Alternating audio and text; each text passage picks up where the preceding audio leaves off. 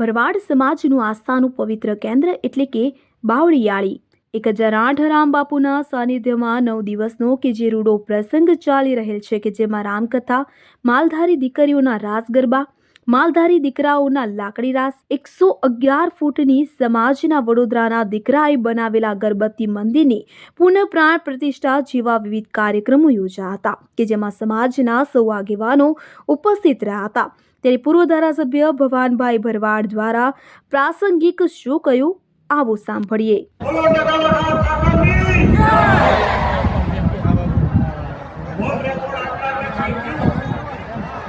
તમે અમારા ગોળ રાસ ગરબાને તમે આજે અહીંયા નગાલખા બાપુના ઠાકરની જગ્યામાં મહંત શ્રી 1008 રામ બાપુ અહીંયા અમારા મુખ્યમંત્રી શ્રી ભૂપેન્દ્રભાઈ જે આપણા સમાજ માટે ઘણા સારા છે પણ આટલું કોઈને બધું સમજી લેજો। અહીંયા 1008 ઘનશ્યામપુરી બાપુ, રાજેન્દ્ર બાપુ અહીંયા ભરવાડ સમાજમાં જે આસ્થાનું કેન્દ્ર બાવળે ગામમાં ઈસુ બાપુના દીકરા 1008 રામ બાપુના સાનિધ્યમાં આજે અહીંયા 9 દિવસનો જે પૂરો પ્રસંગ ઉજવાઈ રહ્યો છે ત્યારે જે ભાઈશ્રીની કથા,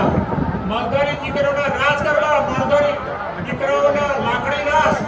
111 ફૂટની અમારા વડોદરાના દીકરાએ અગરબત્તી બનાવી છે અને આ પ્રસંગે અહીંયા અમારા દાનવીરો જેવા કે ભવાનભાઈ નામના જેને 9 લાખથી 10 લાખ માણસોનું જમણવાર આપ્યો છે, એવી રીતે અહીંયા રાજાભાઈ મારું, ભરતભાઈ મુધેલિયા, મકાભાઈ મારું, વિજયભાઈ સુરત, બાબાભાઈ સકાર, આ બધા દાતાઓ છે, રાહાભાઈ, માતાભાઈ સુરત અને સમાજના યુવાન દાનવીરો આ પૂરા પ્રસંગ માટે પ્રોગ્રામ સફળતા બનાવવા માટે આજે જે દાન કરી અને નગાલખા ઠાકરની જગ્યામાં આજે 9 દિવસમાં સરસ પ્રોગ્રામ દાતાઓના અને સમાજના સંત બધા મિત્રોના નવયુવાનો તમે યુવાનો સાથે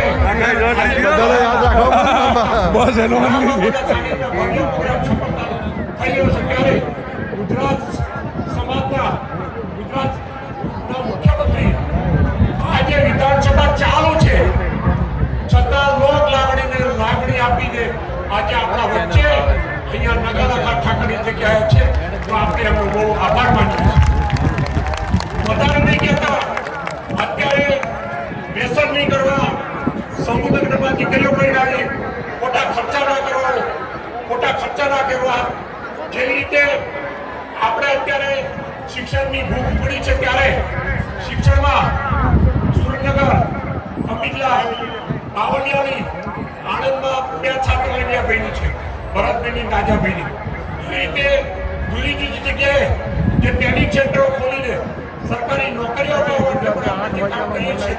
એ બધા સમાજનો આભારી છે। વધારે નહીં કહેતા આજનો આ પ્રોગ્રામ આપણો રૂડો સફળ વર્લ્ડ રેકોર્ડમાં જઈ રહ્યો છે ત્યારે આમાં કોઈ શબ્દ કહેવાનું નથી।